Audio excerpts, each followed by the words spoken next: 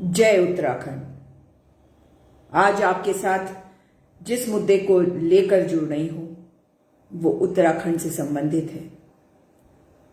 और हां, उत्तराखंड की बेटी को न्याय नहीं मिला है और इसके लिए दुविधा ही नहीं, बहुत सारे सवाल भी हैं साथियों। और ये सवाल मैं आपसे करना चाहती हूं कि आखिर ऐसा क्यों है कि अंकिता भंडारी आज तक न्याय के लिए अपने परिवार को भटकते हुए देख रही है। ऐसा क्यों है कि अंकिता भंडारी को न्याय नहीं मिल रहा है? ऐसा आखिर क्यों हुआ कि अंकिता भंडारी को वेश्यावृत्ति में धकेलने की कोशिश करी गई? और धकेलने की कोशिश करने वाला कौन था साथियों? वो वही था जिसका पिता एक आरएसएस वाला है, एक संघी राष्ट्रीय स्वयंसेवक संघ का एक व्यक्ति है, विनोद आर्या।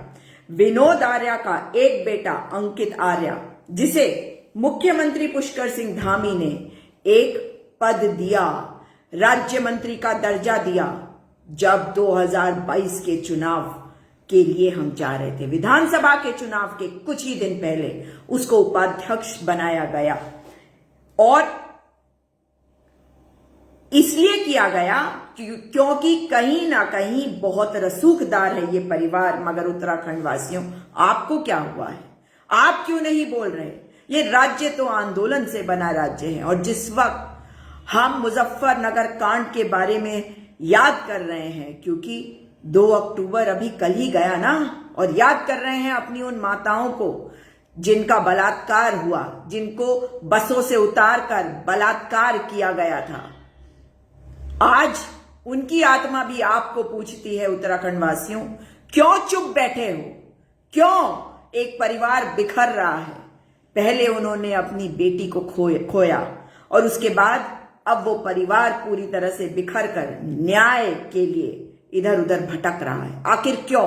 इसलिए क्योंकि उत्तराखंड वासियों, आप लोग उनका समर्थन नहीं कर रहे, आप उनके साथ नहीं खड़े। और अगर ऐसा नहीं है तो आप मुझे बताइए कि 18 सितंबर 2022 को उसकी हत्या हुई और 18 सितंबर 2023 को 1 वर्ष पूरे हुए। उत्तराखंड वासियों, आपसे जानना चाहती हूं कि आपने क्या कहीं पर भी सारे सामाजिक संस्थानों को देखे होंगे, सामाजिक संगठनों को देखा होगा, आम जनता को देखा होगा, सब आए क्योंकि वो अंकिता बेटी को श्रद्धांजलि देना चाहते थे। और मन में एक टीस है कि अब तक न्याय नहीं मिला अपनी बेटी को। लेकिन न्याय के साथ ही ये भी एक डर है, क्योंकि अंकिता की हत्या हुई तो क्या कोई भी बेटी जाएगी नौकरी करने, और खास करके इन भाजपाइयों के पास नौकरी करने, तो भाजपाई उनका उत्पीड़न करेंगे, उनकी हत्या कर देंगे। पहाड़ में रहने वाले हर व्यक्ति से जानना चाहती हूं, किस कारण आप चुप हैं आज? अंकिता के माता पिता बहुत गरीब हैं और विनोद आर्या बहुत रसूखदार, बहुत अमीर व्यक्ति है। पुलकित आर्या उसका बेटा, जो आज भी जेल में भी रहेगा ना तो भी उसे कोई दिक्कत नहीं होने वाली जब तक उसे सजा ना मिले। इस केस में कैसे वकील को बदलने की गुहार परिवार लगाता रहा। अरे अगर मेरा केस है और मुझे लगता है कि मेरे केस को मेरा वकील ठीक से नहीं कर रहा है, तो उसको बदलने की अगर मैं मांग करूंगी तो क्या सरकार सुनेगी? नहीं, क्योंकि हर आपराधिक केस जो है, क्रिमिनल केस जो होता है, वो सरकार के विरुद्ध माना जाता है। वो किसी आम जनता के विरुद्ध हुआ होता है, लेकिन उसे सरकार के विरुद्ध माना जाता है, इसीलिए स्टेट वर्सेस होता है। लेकिन पुलकित आर्या को सजा नहीं मिल रही है, ये आप समझ लीजिए। आप आवाज नहीं उठा रहे हैं, पुलकित आर्या को सजा नहीं मिल रही है। तो मेरा पहला सवाल है उत्तराखंड वासियों, क्या आपने किसी भाजपाई को देखा, किसी राष्ट्रीय स्वयंसेवक के संघी को देखा जिसने आकर 18 सितंबर 2023 को अंकिता भंडारी की हत्या के 1 वर्ष पूरे होने पर बेटी को श्रद्धांजलि दी हो? नहीं दी। मुख्यमंत्री पुष्कर सिंह धामी ने अपने जन्म दिवस वाले दिन एक घोषणा की। वो घोषणा ये थी कि अंकिता के नाम पर एक नर्सिंग कॉलेज का नाम रखा जाएगा। घोषणा की जब वो जश्न मना रहे थे, अपने जन्मदिन का जश्न मना रहे थे, और वो ये बातों को कह रहे थे जैसे कि कोई उपहार दे रहे हो, जैसे कि कोई तोहफा दे रहे हो अंकिता के माता पिता को, अंकिता के भाई को। अरे ये वही पुष्कर सिंह धामी जी हैं जिन्होंने कहा था कि अंकिता भंडारी के भाई को नौकरी देंगे। दी नौकरी? अरे सरकारी नौकरी कहां देंगे ये तो पेंशन खाने के चक्कर में। मतलब आप देख रहे हैं कि ओल्ड पेंशन स्कीम को लेकर तमाम राज्यों से आवाजें उठ रही हैं। कांग्रेस शासित राज्यों में इसको लागू कर दिया गया है दोबारा। जो पुरानी पेंशन थी उसको लागू कर दिया। ये तो अग्निपथ योजना लेके आए हैं। ये तो चाहते हैं कि लोगों की नौकरियां खत्म हो जाए और आप लोग कॉन्ट्रैक्ट बेसिस पे नौकरी करें। तो यही तो वो चाहेंगे ना कि अंकिता भंडारी के भाई को अब एक कॉन्ट्रैक्ट की नौकरी कभी दे देंगे जब बहुत हल्ला होगा, और उसके बाद जब वो कॉन्ट्रैक्ट पीरियड खत्म हो जाएगा, लोग भूल चुके होंगे, क्योंकि फिर तो भाजपा ही चिल्ला चिल्ला के कहेंगे भाई हमने एक नौकरी तो दी थी, भले ही वो कॉन्ट्रैक्ट वाली थी, तब क्यों नहीं आवाज उठाई। इसलिए ये नौकरी तो लेने का मतलब ही नहीं है। लेकिन अंकिता भंडारी की मां के बारे में सोचिए। यदि आपकी बहन है, आपकी बेटी है, आपकी माता है, आपके परिवार में जो महिलाएं हैं उनकी ओर देखिएगा जरूर आज इस लाइव के बाद, और ये सोचिएगा कि इनके साथ अगर ऐसा हो जाता और समाज में से कोई आपके साथ नहीं आता तो क्या आप न्याय के लिए लड़ पाते? नहीं लड़ पाते। मगर आज मेरा ये सवाल है आपसे उत्तराखंड वासियों कि आप जाग क्यों नहीं रहे? आप अपनी बेटी के लिए न्याय क्यों नहीं मांग रहे सरकार से? क्यों भूल जा रहे हैं? मैं भूलने नहीं दूंगी आपको, मैं बार बार याद कराऊंगी आपको, क्योंकि एक परिवार का एक हिस्सा, एक अमूल्य हिस्सा चला गया है इस दुनिया से। वो बेटी जिसने अपने जीवन के 20 साल नहीं देखे, वो चली गई इस दुनिया से, और उसकी मां आज भटक रही है। कोई पिता एक जगह, मां एक जगह, भाई दूसरी जगह, सब 3 अलग दिशाओं में घूम रहे हैं कि कहीं से कहीं किसी तरीके से न्याय मिल जाए उनकी बेटी को। जो पीछे रह जाता है ना, जो चला जाता है, उसके न्याय के लिए हमें लड़ना होता है।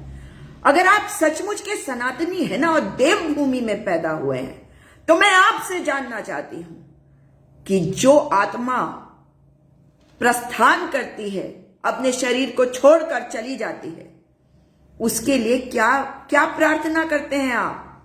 क्यों करते हैं श्राद्धों में उनकी बात? क्यों करते हैं उनके लिए श्राद्ध? क्यों करते हैं? क्यों? इसलिए कि उसकी आत्मा को शांति मिले ना। और ये भी तो आप मानते हैं कि जिसकी हत्या होती है, जो आत्महत्या करता है, उसकी आत्मा को शांति बड़ी मुश्किल से मिलती है। तो क्रियाकर्म ठीक से होना चाहिए।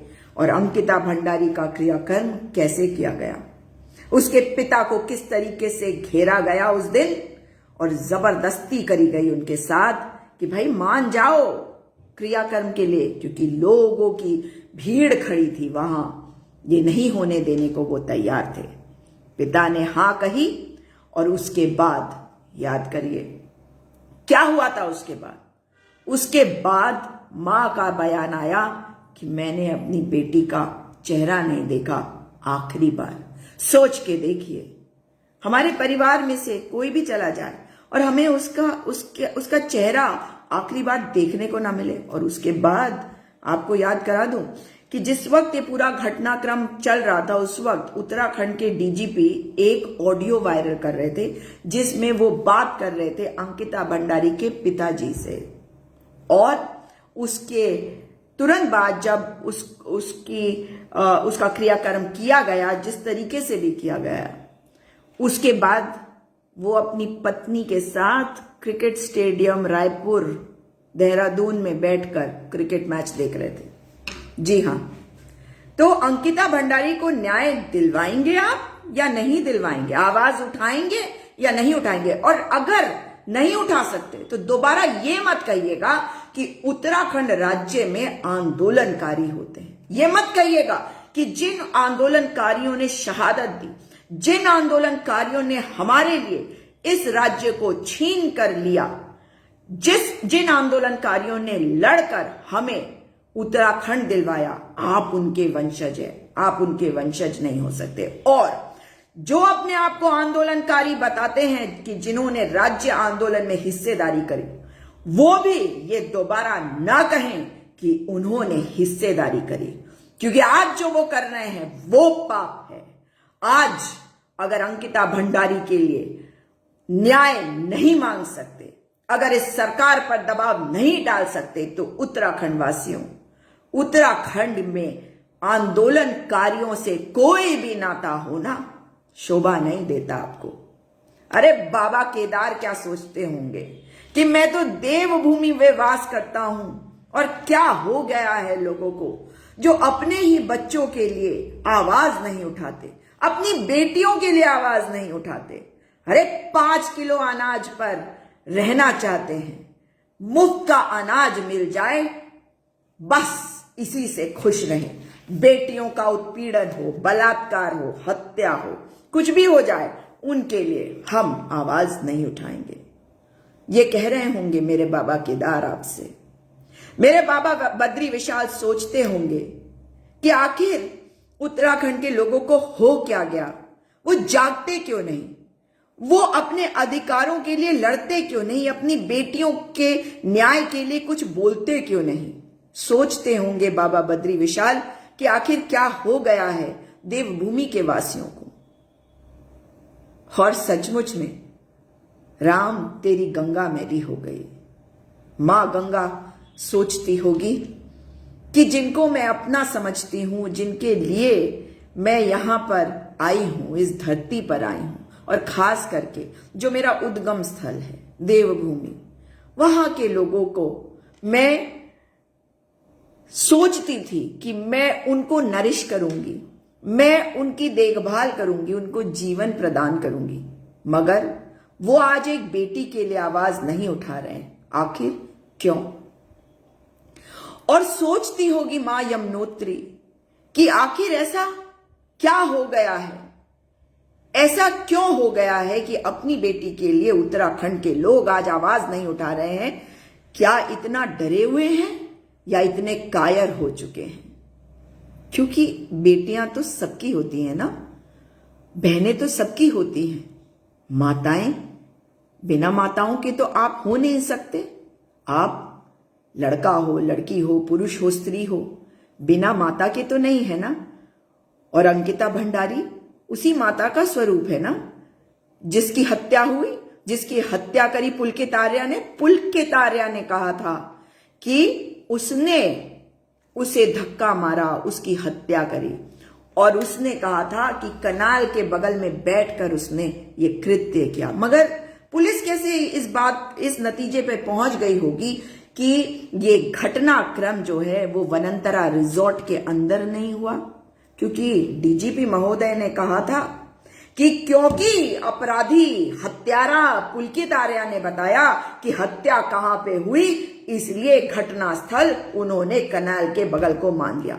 तो फिर रेणु बिष्ट जो विधायक है यमकेश्वर की, जिसने जाके आधी रात को, वो दूसरी बार चला था बुलडोजर, पहला बुलडोजर दिन में चल गया था, दूसरा बुलडोजर 2:30 बजे चला था, और यमकेश्वर की विधायक रेणु बिष्ट क्यों गई थी? आज तक वो खुलेआम घूम रही है। वो भाजपा की विधायक ही नहीं, भाजपा की सदस्य अब तक बनी हुई है। विधायक तो चुनी गई, मगर सदस्यता तो छीनी जा सकती थी, मगर नहीं, कहीं ना कहीं निर्देश थे रेणु बिष्ट को कि जाओ और केवल उस कमरे को बुलडोजर से ध्वस्त कर दो और सारे साक्ष्य मिटा दो, क्योंकि कोई बड़ा नेता होगा आरएसएस का, संघ का, भाजपा का, जो इस कुकृत्य को अंजाम दे रहा था।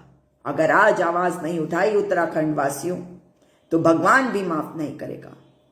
आज अंकिता भंडारी का घर जल के भस्म हुआ है, कल आपका घर भी हो सकता है। और जब आपकी तरफ आएंगे ये हत्यारे, तो आपके साथ कोई खड़ा नहीं होगा। उम्मीद कर रही हूं कि जागेंगे और अंकिता भंडारी के न्याय के लिए आवाज उठाएंगे। इस वीडियो को शेयर अवश्य करिएगा ताकि उत्तराखंड वासी जागे। आपसे दोबारा मुलाकात होगी। नमस्कार, जय हिंद, जय उत्तराखंड।